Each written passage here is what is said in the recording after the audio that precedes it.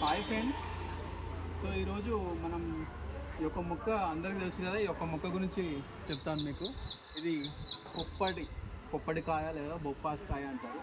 So ఆ మొక్క ఇది ఎంత ప్రాధాన్యత ఉన్నటువంటి చెట్టు అంటే దీని యొక్క పళ్ళు బొప్పాయి పళ్ళు అందరికీ తెలిసే ఉంటుంది. జ్యూస్ కానీ పళ్ళు మనం తినడం వల్ల మనకి విటమిన్ సి అనేది చాలా బాగా న్యాచురల్గా వస్తుంది. మన బాడీలో ఇమ్యూనిటీని అనేది బాగా పెంచుతుంది.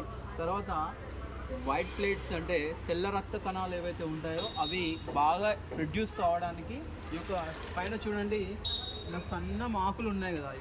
ఈ సన్న ఆకులు జ్యూస్ లాగా చేసుకొని మనం సేవించడం వల్ల, త్రాగడం వల్ల వైట్ ప్లేట్లెట్స్ అంటే తెల్ల రక్త కణాలు అనేవి చాలా వృద్ధి చెందుతాయి. మన బాడీకి ఇమ్యూనిటీ బూస్ట్ చాలా పనిచేస్తుంది, చాలా బాగుంటుంది. దీన్ని ఖచ్చితంగా అందరూ ఉపయోగించుకోండి.